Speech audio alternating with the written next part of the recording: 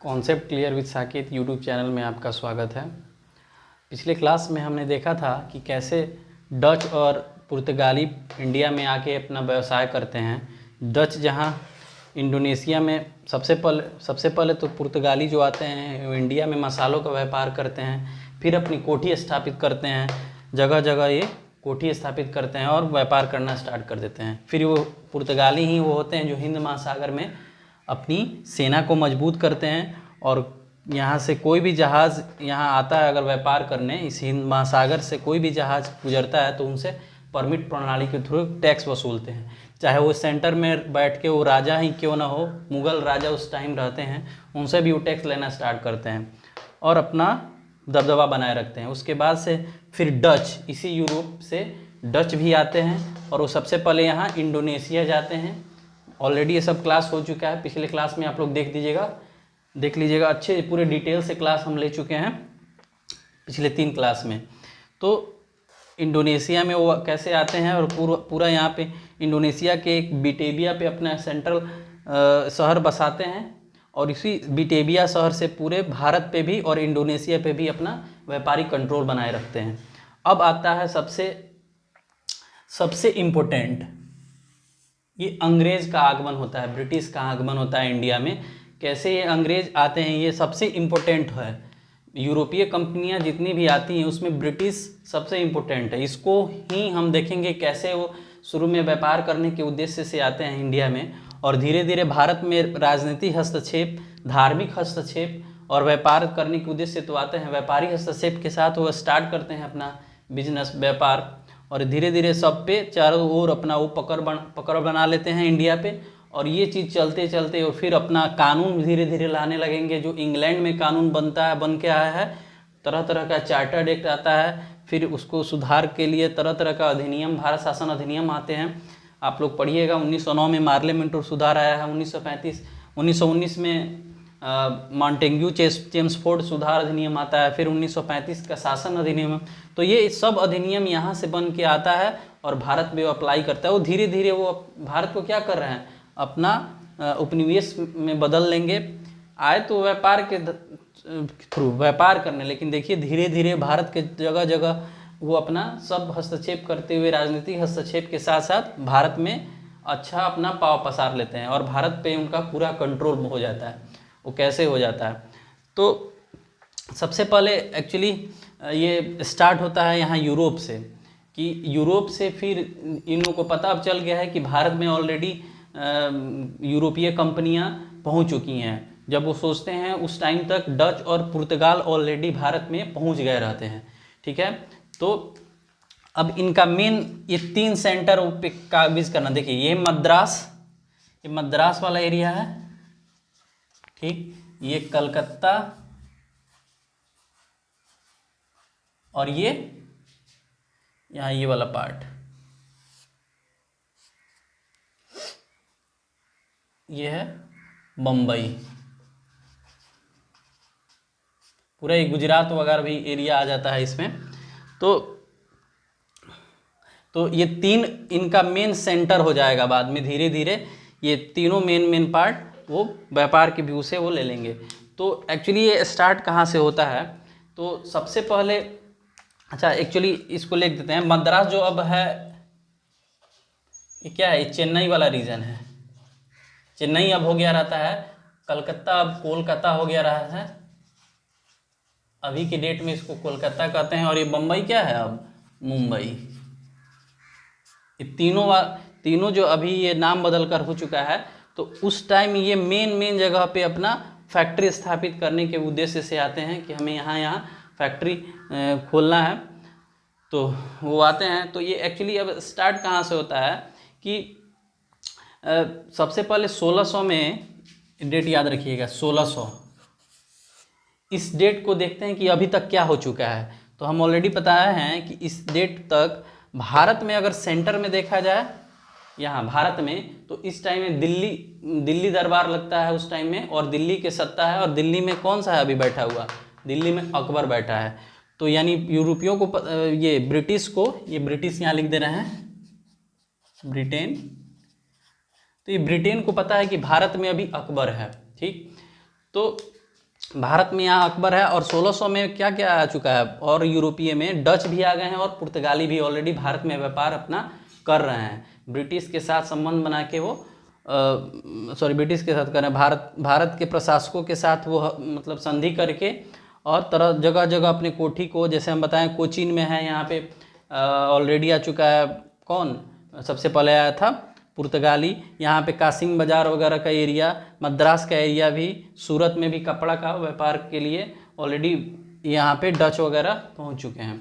तो इस 1600 में इधर ब्रिटिश में देखा जाए तो अकबर है, बाकी पुर्तगाली और डच ऑलरेडी यहाँ पे आ चुके हैं। तो अब 1600 में होता क्या है कि ब्रिटेन की रानी होती हैं, ब्रिटेन की रानी, नाम है इनका एलिजाबेथ प्रथम, एलिजाबेथ प्रथम। ये एक आज्ञा पत्र देती हैं कंपनी को, एक कंपनी बनती है, ये एलिजाबेथ के प्रथम में, एलिजाबेथ प्रथम के नेतृत्व में एक कंपनी बनती है, और इस कंपनी में कुछ लोग वहाँ के जो ब्रिटेन के बड़े बड़े लोग हैं वो शेयरिंग में रहते हैं। तो ये इस कंपनी को 15 साल भारत में 15 साल के लिए आज्ञा मिलता है। एलिजाबेथ प्रथम जो कि ब्रिटेन की रानी है, वो बोलती हैं कि कंपनी से कि जो उसमें पार्टनरशिप है, यानी सब मिला के कंपनी बनती है कि जाइए और भारत में आप लोग 15 साल तक आप लोग व्यापार कीजिए, उसके बाद से फिर देखा जाएगा कि उस टाइम तक क्या होता है। मतलब एक परमिट मिल जाता है इस कंपनी को, ब्रिटिश ईस्ट इंडिया कंपनी को परमिट मिल जाता है। हालांकि ये पहले ब्रिटिश ईस्ट इंडिया कंपनी के नाम से नहीं आती है, इसका दूसरा बड़ा नाम रहता है, हम लिखवा देंगे यहाँ पे साइड में। तो समझ, अभी ब्रिटिश ईस्ट इंडिया कंपनी मान के चलिए आती है। महारानी एलिजाबेथ द्वारा इन्हें 15 साल का आज्ञा पत्र मिल जाता है कि 15 साल तक आपको जाना है और भारत में व्यापार करना है, भारत के जगह जगह पे आप जाइए, व्यापार कीजिए। तो 15 साल का ये परमिट मिल गया रहता है, किसको, इस कंपनी को। तब जब कंपनी ये उसके बाद से पहुंचती है भारत में। अब कंपनी को यहाँ मौका मिल जाता है 15 साल के लिए, तो ये शुरू में पहले जाती है भारत में, तो यहाँ कुछ वैसा कुछ उनके साथ नहीं होता है, वो जो सोच के जाते हैं वो नहीं हो पाता है। यहाँ से व्यापार करते हैं और फिर यहाँ के लोग यूरोप चले जाते हैं। लेकिन होता है क्या, 1603 में एलिजाबेथ की मृत्यु हो जाती है। एलिजाबेथ प्रथम जो होती है वहाँ की रानी ब्रिटेन की, उनकी मृत्यु हो जाती है, और उस टाइम मृत्यु होने के बाद से वहाँ का राजा बनता है जेम्स प्रथम। इनकी मृत्यु हो गई, अब इनकी मृत्यु के बाद जेम्स प्रथम वहाँ का राजा बनता है। तो वो सोचता है कि अब ये जो भारत से जो कंपनी जा रही है और व्यापार मतलब सामान लेके वापस जाके यूरोप में बेचती है, ऐसे नहीं काम करेगा। भारत में ही कुछ ये कारखाना कोठी वगैरह स्थापित करने का वो सोचता है, मतलब विस्तार करना चाहता है भारत में। तो उसकी ये नीति होती है कि वो क्या करता है कि अब भारत में विस्तार की नीति को अपनाना चाहता है, कि भारत में ही कोठी वगैरह खोलना चाहता है। तो 1608 में क्या होता है कि वो राजदूत भेजता है, राजदूत, और उस राजदूत का नाम होता है राजदूत कैप्टन हॉकिंस। क्या नाम रहता है उस राजदूत का, कैप्टन हॉकिंस। अब ये देखिए, ये जब राजदूत भेजता है हॉकिंस को, तो उसमें एक प्रार्थना पत्र के साथ हॉकिंस आता है। उस प्रार्थना पत्र में क्या रहता है कि कैसा वो प्रार्थना पत्र होता है, तो वो होता है कि व्यापार करने की छूट जो चाहते हैं अंग्रेज, उस छूट को प्रार्थना पत्र में लिखा गया रहता है कि हमको व्यापार करने की आग्रह, मतलब खूब अच्छे से रिस्पेक्टफुली। वो एक्चुअली वो लोग को पता है कि अभी वो अकबर ही हैं, अभी इस केंद्र में अकबर हैं, जबकि 1600 जैसे 3 में इधर से एलिजाबेथ प्रथम की मृत्यु हो जाती है, उधर ही वैसे ही 1605 में भी यहाँ शासक चेंज हो जाता है, यानी 1605 में अकबर मर जाता है। 1605 में अकबर की मृत्यु हो जाती है। तो अब देखिए, अब राजदूत ये भेजता है 1608 में यहाँ आता है, तो 1608 में राजदूत आएगा, तो ये तो अकबर की मृत्यु हो गई रहती है। तो अकबर के बाद उसका बेटा जहांगीर है शासन में। लेकिन ये प्रार्थना, इन लोग उस टाइम तो व्हाट्सअप फेसबुक वगैरह का ज़माना था नहीं, इन लोगों को पता रहता है कि अभी भी सत्ता में अकबर ही हैं। जबकि अकबर की मृत्यु कब हो जाती है? 1605 में। ये राजदूत कब आता है? 1608 में। तो ऑलरेडी इस दिल्ली सल्तनत पे, ये मुग़ल साम्राज्य में अकबर के जगह पे कौन बैठ गया रहता है? जहांगीर बैठा हुआ रहता है। तो ये लोग प्रार्थना पत्र में अकबर का नाम लिख के आते हैं, लेकिन जब हॉकिंस यहाँ राज दरबार में व्यापारिक छूट के उद्देश्य से उस प्रार्थना पत्र को लेके आता है, तो देखता है कि यहाँ अकबर की मृत्यु हो गई है और लेकिन उनका बेटा यहाँ शासन कर रहा है। लेकिन फिर भी वहाँ प्रार्थना पत्र पढ़ता है, हॉकिंस को अच्छा लगता है वहाँ पे, तो वो शुरू में क्या करता है कि अनुमति दे देता है हॉकिंस को व्यापार कर। एक्चुअली वो डिमांड उनका रहता है, ये यहाँ सूरत है, क्योंकि ये गुजरात वाला एरिया है, तो यहाँ सूरत है, तो सूरत में व्यापार करने की ये अनुमति मांगता है। तो प्रार्थना पत्र सुनकर हॉकिंस बहुत इम्प्रेसिव हो जाता है कि बहुत अच्छे तरह से लिखा गया है, कितना अच्छे आदर भाव से ये लोग लेके आए हैं प्रार्थना कि हमको यहाँ व्यापार करना होता है, तो व्यापार करना है। तो वहाँ ये क्या करता है कि यहाँ से आज्ञा लेके और सूरत में व्यापार करने की आज्ञा इसे मिल जाती है कैप्टन हॉकिंस को। और कौन देता है आज्ञा? ये जहांगीर दे देता है। अच्छा, ये पूछता है कभी कभी कि हॉकिंस कौन से जहाज़ से आया था। एक्चुअली डीप में क्वेश्चन एक दो बार पूछा हुआ भी है कि हॉकिंस जो है वो यहाँ यूरोप से, ब्रिटेन से कौन से जहाज़ से आया था?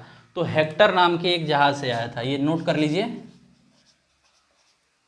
हेक्टर जहाज़ से हॉकिंस यहाँ भारत आया था।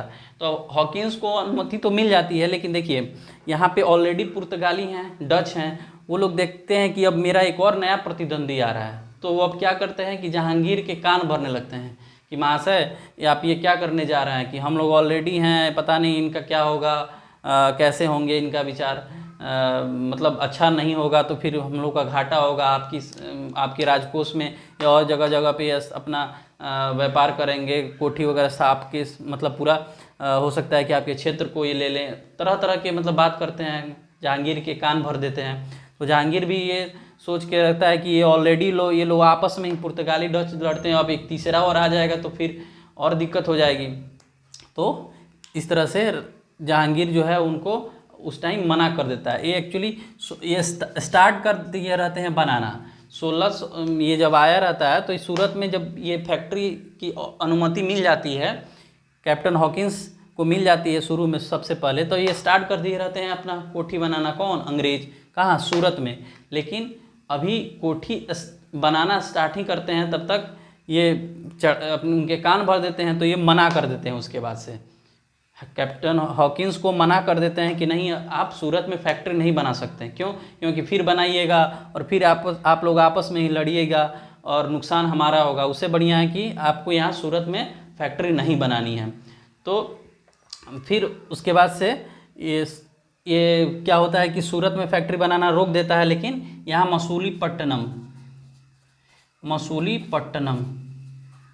मसूलीपट्टनम ये पहली अपना कोठी मतलब बना दिए रहते हैं मसूलीपट्टनम में।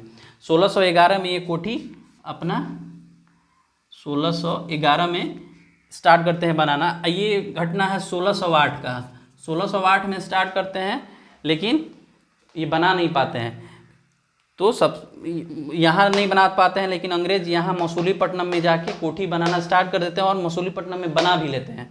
और ये जो फिर बाद में क्या होता है कि ये परमिशन कैसे भी रिक्वेस्ट करके परमिशन यहाँ का भी ले लेते हैं। तो 1608 से ये तो एक्चुअली बनाना स्टार्ट कर दिए थे, लेकिन बीच में इनको बंद करना पड़ा था। तो ये क्या है कि ये तो कंटिन्यू अभी रुका हुआ है। फिर इसको जब आज्ञा मिल जाता है तो इसको और आगे फिर 1613 में, ये याद नहीं करना है, बस एक क्रम से बता रहे हैं कि कैसे क्या है। 8 में बनाना स्टार्ट करते हैं, लेकिन सूरत में वो कान भर देते हैं पुर्तगाली, तो ये बंद कर देते हैं। फिर 1611 मसूलीपट्टनम में अपना कोठी स्थापित कर लेते हैं। और ये जो बंद किए रहते हैं, फिर अनुमति मिल गई तो 1613 में ये सूरत वाला भी कोठी ये लोग बना लेते हैं। यानी अब क्वेश्चन अब देखिए कैसे पूछेगा। तो सबसे प्रथम कोठी अंग्रेज कहाँ स्थापित किए थे? तो ये सूरत में, क्योंकि भले सूरत शुरू में नहीं बना था, लेकिन ये स्टार्ट कर दी थी उस टाइम बनाना, और 1613 में जो बन भी गया था। लेकिन तो पूछेगा, क्वेश्चन आता भी है कि सबसे पहले अंग्रेज कोठी कहाँ बनाए थे, कहाँ बनाना स्टार्ट किए थे, तो सूरत में। कहाँ कंप्लीट हुआ था सबसे पहले, तो 1611 में, ये देखिए मसूलीपट्टनम कंप्लीट हो गया, और ये वाला जो रुक गया था 1613 में जाके कंप्लीट हुआ। तो और भी ये यहाँ स्थापित कर लिए, यहाँ कर लिए, और एक कलकत्ता में भी अब धीरे धीरे मतलब अब अपना विस्तार करेंगे। लेकिन ये 3 साल तक ये यहाँ पे रहा कैप्टन हॉकिंस भारत में, और वापस ये चला गया। लेकिन ये इनकी जो मंशा थी यहाँ पे अंग्रेज़ों की कि हमें कितना विस्तार करना है, अभी तक उतना ये विस्तार नहीं कर पाए थे, अपने व्यापारिक हस्तक्षेप इतना अभी ये स्थापित नहीं कर पाए थे, क्योंकि ऑलरेडी प्रतिद्वंदी यहाँ पे थे। जैसे ये कहीं कोठी वगैरह बनाना स्टार्ट करना चाहते थे, वहाँ कान भर दिया जाता था इनका, और वो लोग नहीं कर पाते थे, तो उतना इनका डेवलपमेंट यहाँ नहीं हो पाया। तो 3 साल बाद कैप्टन हॉकिंस चला गया। और एक और रीज़न है इस कैप्टन हॉकिंस को यहाँ भारत में लाने का, क्योंकि इसको सभी भाषा का नॉलेज था, तो इसीलिए जेम्स प्रथम इस कैप्टन हॉकिंस को राजदूत के तौर पे भेजे थे। क्योंकि ये पता है कि भारत बहुत विविधता वाला देश है, विभिन्न तरह के भाषा यहाँ भी बोले जाते थे, तो ऑलरेडी पुर्तगीज़ और डच वगैरह हैं, उनसे बात करना, फिर अरबी, फारसी, तुर्की वगैरह सब भाषा का इसे नॉलेज था। इसीलिए जेम्स प्रथम इसे राजदूत के तौर पे सबसे पहले भेजे थे कि आपको जाना है वहाँ पे, पत्र लेके भेजे थे, और पत्र पढ़ा था वो हॉकिंस। तो ये 3 साल रहा, फिर वापस ये यूरोप चला गया। अब इसके बाद आता है सर टॉमस रो। अब उसके बारे में पढ़ते हैं कि सर टॉमस रो अब आता है दूसरा अंग्रेज, और वो कैसे कैसे अपने भारत में विस्तारवादी नीति से आता है और कैसे कैसे विस्तार करता है। अब दूसरा अंग्रेज सर टॉमस रो, नाम रहता है सर टॉमस रो। ये दूसरा अंग्रेज भी अब ये आता है किसके काल में? फर्स्ट हम लोग देख लिए हैं कि जहांगीर जो है, जहांगीर के काल में आता है कैप्टन हॉकिंस, ठीक है। और ये उसके वो 3 साल भारत में रहता है और वापस ये चला जाता है यूरोप। उसके बाद से ये सर टॉमस रो, जो कि ये भी कैप्टन हॉकिंस के काल में ही भारत में आता है। ये आता है 1515 ईस्वी में।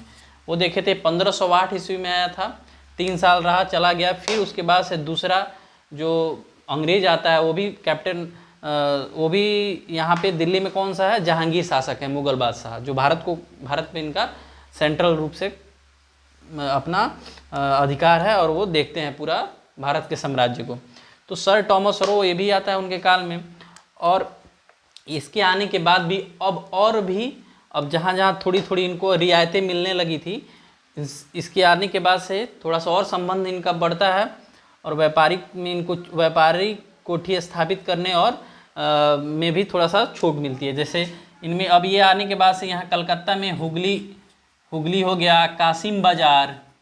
ये कासिम बाज़ार क्या रहता है, डच में हम जो पढ़ाए थे वहाँ भी देखिए हुईगा, डचों का भी एक कारखाने का एक केंद्र था कासिम बाज़ार।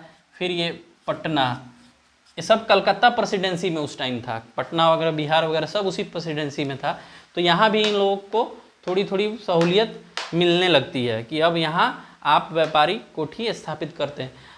अब ये मत कोठी से ये मत समझिएगा कि यहाँ व्यापार करने का ये छूट मिल रहा है। मतलब अब व्यापार करने का छूट इन द सेंस, इससे ये क्या है कि ये मत समझिए कि यहाँ पे लोगों को व्यवसाय मिल रहा है। व्यापार कोठी अगर यहाँ पे अगर स्थापित कर रहे हैं लोग, तो ये लोग अपने बस व्यापार को बढ़ावा देने के लिए, कि जैसे यहाँ पे कोठी अगर स्थापित होगा कि आसपास के लोग आएंगे, अपने सामान को बेचेंगे, और वो फिर उस सामान को लेके दूसरे जगह पे अपने मुनाफे जितना रखना होगा रख के वो बेचेंगे। इसलिए वो कोठी स्थापित कर रहे हैं, ना कि कोई व्यवसाय दे रहे हैं भारतीय लोगों को कि हाँ व्यापार का एक केंद्र खोल रहे हैं, बहुत व्यवसाय का एक केंद्र खोल रहे हैं, बहुत लोग आएंगे यहाँ व्यवसाय करेंगे, उन लोगों को रोज़गार मिलेगा। वैसा कुछ नहीं था, इंडियन को रोज़गार मिलेगा ऐसा कुछ नहीं था। वो लोग बस ये कोठी जितना भी कोठी वगैरह का नाम आता है, फैक्ट्री वगैरह, ये मत समझिए कि फैक्ट्री खोल दिए तो लोगों को व्यवसाय मिलेगा, जैसे कि बताया।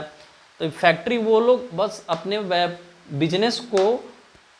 बिजनेस में जो सामान क्रय और विक्रय का लेन देन जो होना था, उसके लिए वो कोठी करेंगे कि लोग आएंगे आसपास के, यहाँ पे अपने सामान को बेचेंगे, और हम लोग फिर यहाँ से दूसरे प्रदेशों में उस जो सामान आया उसको बेचेंगे, तो वो फैक्ट्री खोल रहे थे, ना कि हम लोग इंडियन को वो बिजनेस दे रहे थे। तो इसमें कन्फ्यूजन मत रखिएगा, बहुत लोगों को ये कन्फ्यूजन एक्चुअली होता ही रहता है।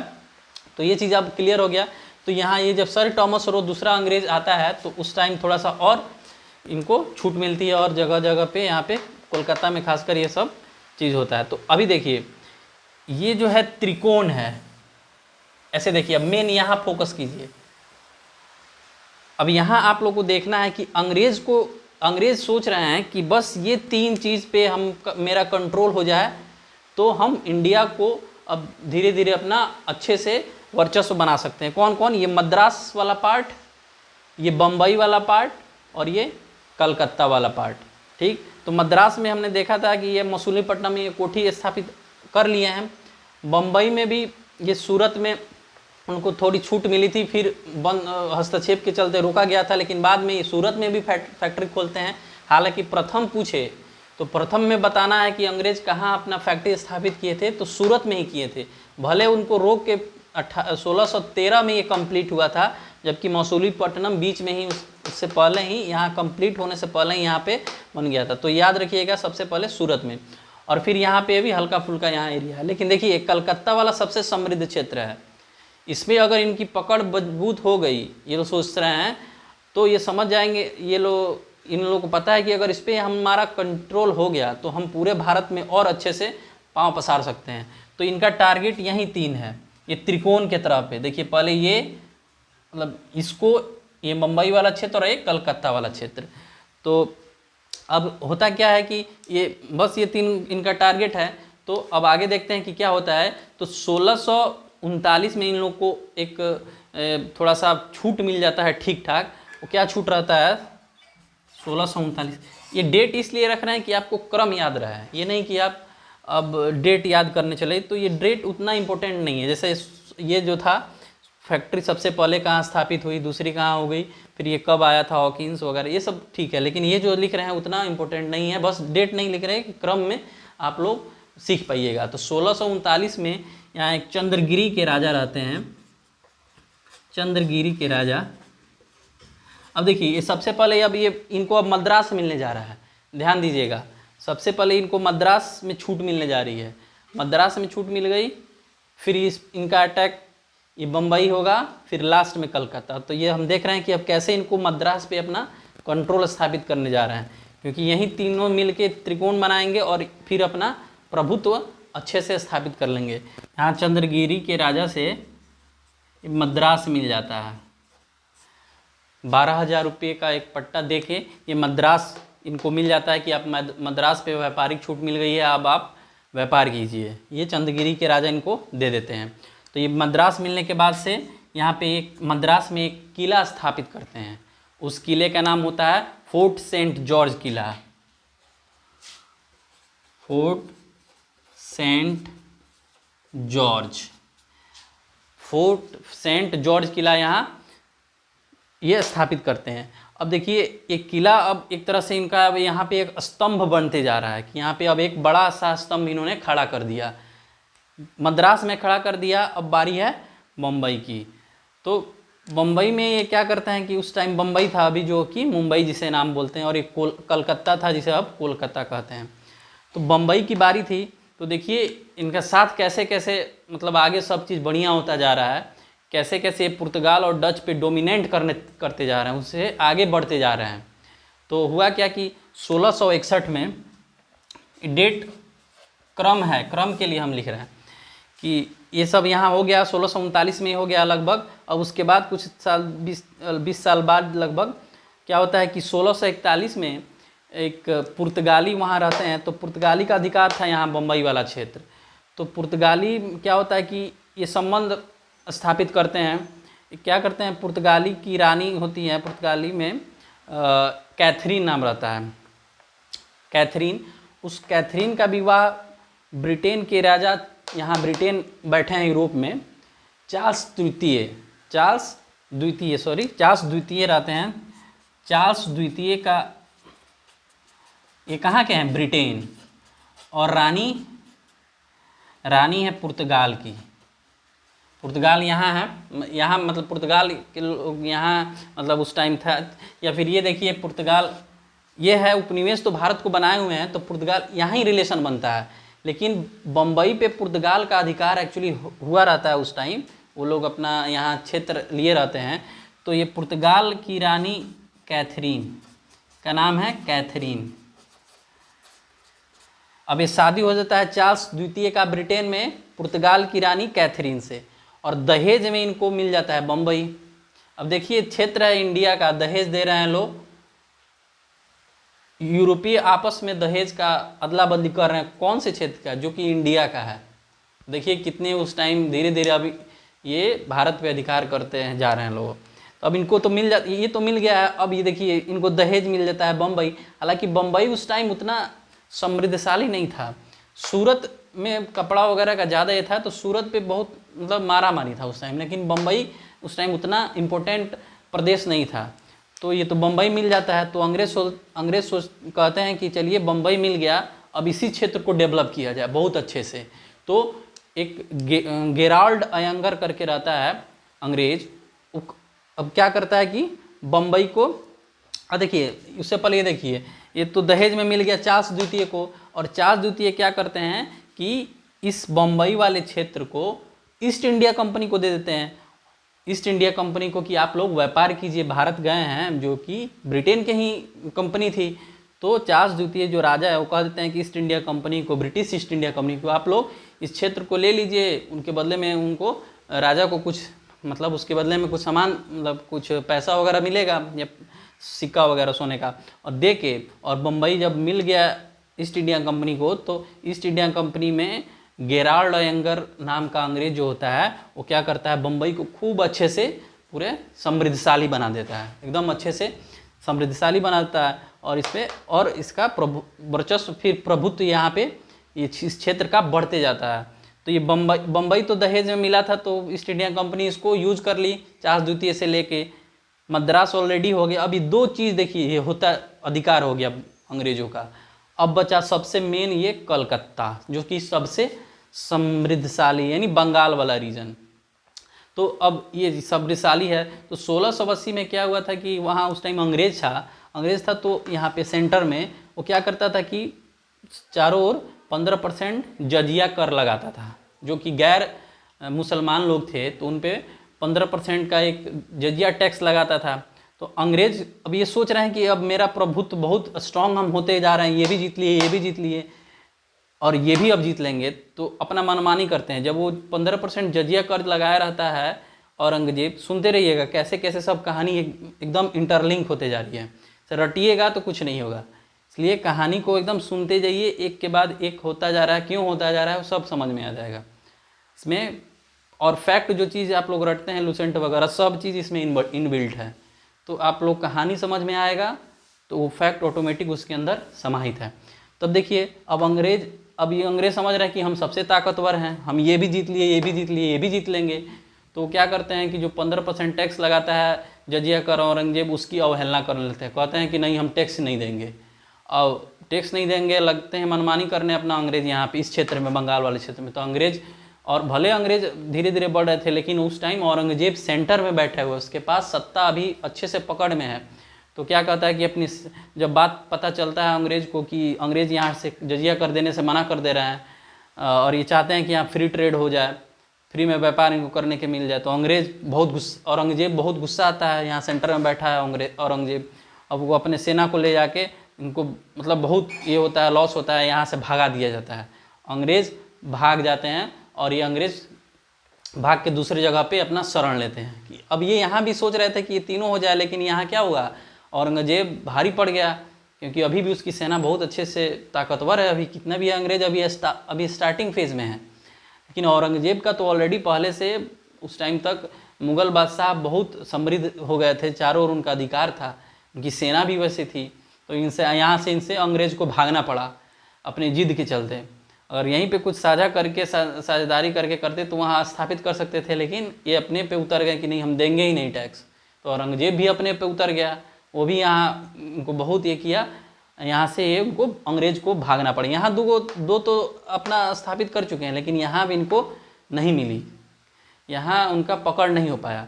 तो कुल्टा जगह पे आया सब अंग्रेज, और अंग्रेज सब भाग के, और वहाँ मिला जॉब चौरनॉक। क्या? जॉब चौरनॉक। ये सब चीज़ पॉइंट बना के लिखते जाइएगा, जॉब चौरनॉक, जो कि बाद में बताएंगे कि यहीं कलकत्ता का स्थापना भी किया है, कलकत्ता शहर भी बसाया है। तो अभी ये बंगाल रीजन था, ठीक है, इसमें अभी कलकत्ता शहर एक्चुअली डेवलप नहीं हुआ था। तो जॉब चौरनॉक के पास ये खबर पहुंचती है कि ऐसे ऐसा अंग्रेज यहाँ के करके आए हैं, तो औरंगजेब ने इनको बहुत मारा है और यहाँ से इनको भाग के यहाँ आना पड़ा है। तो अब देखिए कैसे अब रणनीति बदलते हैं। जब देख रहे हैं कि यहाँ पे हमारे दाल नहीं गलने वाला है, तो अब देखिए विनम्र स्वभाव से अब आगे जाएंगे। अभी तक तो देख रहे थे कमज़ोर है, तो जहाँ जहाँ डच वगैरह वहाँ लड़ाई भी कर लेते थे, लेकिन इनकी नीति देखिए कितनी दूरदर्शी नीति थी कि हमको कैसे यहाँ पे, इसीलिए सबसे ज़्यादा टिक पाए और भारत को अपना पूरे तरह से जकड़ लिए थे उपनिवेश बना के। बाकी पुर्तगाल डच नहीं कर पाए। देखिए यहाँ पे समझ रहे हैं कि अब हमसे भारी है यहाँ पे, तो कैसे विनम्र स्वभाव से गए, बहुत रिक्वेस्ट किए, सब अपनी नीति चेंज कर ली। अब मारपीट वाला नीति खत्म, अब रिक्वेस्ट करने जा रहे हैं। किससे? औरंगजेब से, मुग़ल सत्ता से यहाँ पे, कि औरंगजेब जी अब हमको मतलब क्षमा कर दीजिए कि इन लोग को पता नहीं था, इन लोग से भूल हो गई, बहुत रिक्वेस्ट करता है। तो औरंगजेब मान भी जाता है, और क्या होता है कि 1.5 लाख जुर्माना लेता है उन लोगों से, और इनको यहाँ पे व्यापार करने की छूट दे देता है औरंगजेब। तो यहाँ पे ये लोग व्यापार करना फिर स्टार्ट करते हैं, अपना नॉर्मल स्टार्ट कर दिए रहते हैं। फिर अभी, लेकिन अभी उतनी पकड़ नहीं है, क्योंकि अभी ये समझ रहे हैं कि कुछ भी करेंगे तो औरंगजेब फिर से अटैक करेगा। तो बाद में इनको क्या होता है कि 3 शहर, बंगाल का यहाँ सूबेदार होता है, वो 3 शहर इन लोगों को दे देता है। ये लोग पैसा देते हैं, उसके बदले में व्यापार करने के लिए वो 3 शहर दे देता है। 3 शहर का नाम होता है, पहला देखिए सूतानाती, दूसरा कलकत्ता, और तीसरा होता है गोविंदपुर। ये 3 शहर इन लोगों को, 3 गांव कौन देता है? यहाँ पे आ जाते हैं जब व्यापार करने, तो व्यापार के लिए जो बंगाल का सूबेदार रहता है उस टाइम, इनका जो ये रहता है, सूबेदार कौन रहता है? जो यहाँ पे औरंगजेब बैठा है, उसी का आदमी है यहाँ बंगाल में। तो वो इनको 3 गांव दे देता है कि आप लोग यहाँ पे व्यापार कीजिए। तो यहाँ क्या होता है कि कलकत्ता में कलिकत्ता इसका एक्चुअली नाम रहता है उस टाइम, कलिकत्ता।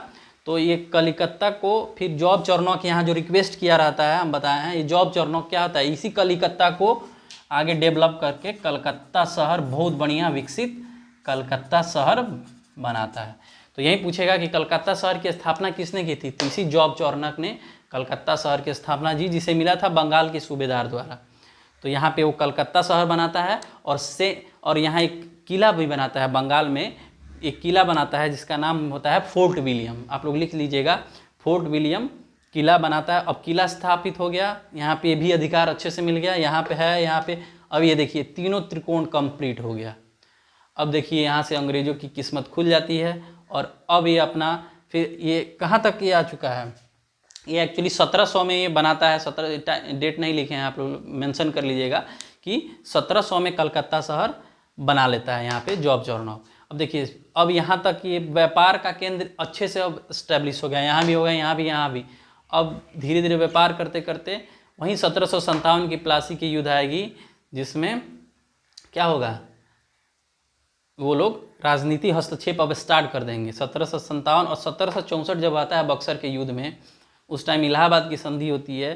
तो यहीं बंगाल में द्वैध शासन, यानी 2 तरह का शासन होता है, ठीक है, जिसमें वो दीवानी अधिकार अंग्रेज दे लेंगे। पूरा पैसा वाला जितना भी यहाँ पे हार जाएंगे, कौन, अवध के नवाब वगैरह, सिराजुद्दौला भी 1757 में हार जाएंगे, और बक्सर के युद्ध में मीर कासिम, अवध का नवाब, और यहाँ पे शाह आलम द्वितीय जो सेंटर में रहते हैं, वो तीनों लोग हार जाते हैं, और इन अंग्रेजों के साथ उन लोगों की संधि करनी पड़ती है 1764 में। और उसी संधि में क्या करेंगे, बंगाल में द्वैध शासन आएगा, सबसे संपन्न प्रदेश है, और इसी में देखिए द्वैध शासन लगा दे रहे हैं अंग्रेज।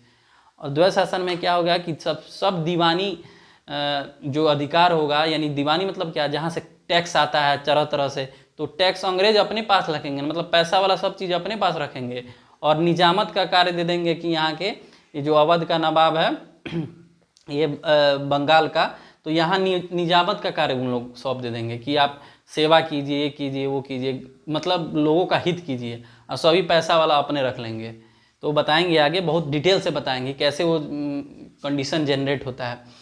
तो इसके बाद अब तीनों यहाँ हम बता दिया कि तीनों जगह अब ये लोग अपना व्यापारिक दृष्टि से अपने पकड़ में बना लिए हैं, यानी अब डोमिनेंट कर गए हैं, पुर्तगालियों और डचों से ये आगे बढ़ गए हैं। इसके बाद जस्ट आएगा एक, जब 1707 में अंग्रेज मर जाएगा, उसके बाद अब इसके बाद का मतलब मेन चीज़ हम अगले वीडियो में पढ़ाएंगे, लेकिन थोड़ा सा हिंट दे देते हैं कि आगे क्या पढ़ाना है। यहाँ तक कंट्रोल होने के बाद से अब 1707 में औरंगजेब, अब औरंगजेब से डर रहे थे कि औरंगजेब मार के इनको भगा दिया था, तो 1707 में अंग्रेज, 1700 में क्या हुआ, यहाँ पे कलकत्ता बन गया है। यहाँ 1700 में यहाँ कलकत्ता स्टैब्लिश हो गया है, लेकिन 1707 में औरंगजेब मर जाता है, तो अब इन लोगों को अब और कंट्रोल करने का इनको मौका मिल जाता है। क्यों? क्योंकि उसके बाद के जो यहाँ मुग़ल में जो आते हैं अंग्रेज, सॉरी औरंगजेब के बाद जो भी मुग़ल सत्ता आती है, मुग़ल राजा आते हैं, वो उतने संपन्न नहीं होते हैं। तो उसी में हम बताएंगे फ़ारूक सियर एक आता है, वो बीमार पड़ता है, तो कैसे इन लोगों का हेल्प अंग्रेज करते हैं। तो ये फ़ारूक सियर एक फरमान जारी करता है, उसमें बहुत तरह की छूट इन कलकत्ता में इनको मिल जाती है, मतलब बहुत कम खर्चे में पूरी फैक्ट्री को मतलब स्थापित कीजिए, जितना मर्जी उतना व्यापार कीजिए, बहुत सी छूट मिल जाती है यहाँ पे। इसे वो कंपनी का मैग्ना कार्टा उसे कहा जाता है। कौन? फ़ारूक सियर का जो फरमान वो जारी करता है इनके हित में। क्यों हित में जारी करता है? क्योंकि ये लोग अंग्रेज, बाद में बताएंगे कि 3 डॉक्टर बुलाते हैं अंग्रेज, और फ़ारूक सियर की जो बीमारी थी वो कभी ठीक नहीं होने वाली थी, उसको ठीक कर देते हैं। तो यहीं फ़ारूक सियर क्या करेगा कि इन लोगों को फरमान जारी कर देगा कि आप जितना मर्जी उतना व्यापार कीजिए, बिना मतलब थोड़ा सा मैनुअल टैक्स देना होता है। अब इन लोगों की यहीं से और पकड़ मजबूत होते जाएगी। तो बाकी कैसा लग रहा है आपको पढ़ाना, बताइएगा, कमेंट कीजिएगा। आप लोग वीडियो नहीं देख रहे हैं, मैं बोल रहा हूँ बार बार कि ये चीज़ इतने डिटेल में कहीं नहीं मिलेगा। इवन ये कोई पेड कोर्स भी लीजिएगा तो वहाँ कोई नहीं बताएगा। मेहनत हम कर रहे हैं, आप भी मेहनत कीजिए। और आजकल वो चीज़, वो ज़माना गया कि आप लोग बस फैक्ट बेस पे पढ़ के निकल सकते हैं। यहीं एक एक चीज़ थोड़ा सा टाइम लगेगा, वीडियो थोड़ा लंबा होगा, लेकिन सोचिए कि थोड़ा सा लंबा ही वीडियो देख लीजिएगा, उससे बार बार देखने अदर वीडियो जो फैक्ट रटने वाला चीज़ तो हट जाएगा ना। क्योंकि सब चीज़ एक कहानी की तरह, इसके बाद ये क्या हो रहा है, इसके बाद ये क्या हो रहा है, सब चीज़ हम इसमें आप लोगों को पढ़ा रहेंगे। और इसी तरह आगे वो गांधीवादी युद्ध जितना भी सब चीज़ आएगा, इसमें से सबसे ज़्यादा इम्पोर्टेंट, अभी तो ये थोड़ा सा बोरिंग वाला पार्ट चल रहा है, लेकिन जब हम आंदोलन में चढ़ेंगे, मतलब पहुँचेंगे वहाँ पे, उस टाइम देखिएगा कितना मज़ा आएगा, कैसे कैसे क्या होता है, सभी आंदोलन जो भी होंगे। तो बस सपोर्ट करते रहिए, चैनल को सब्सक्राइब कर लीजिए, दोस्तों को बताइए कि पढ़ाई हो रहा है ऐसे यहाँ पे, और बाकी सपोर्ट करते रहिए हमको।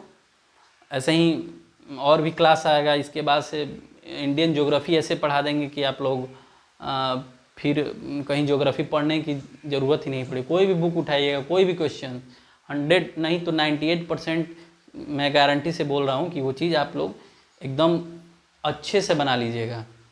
वो यहाँ लिख के मैं दे सकता हूँ, ठीक है, क्योंकि मैंने सब चीज़ का स्टडी करके ही मैं आप लोग के सामने अभी आया हूँ, एक एक चीज़ को पढ़ के। तो यही उम्मीद है कि आप सब्सक्राइब कीजिए चैनल, सपोर्ट कीजिए, सपोर्ट की ज़रूरत है आपकी। Thank you.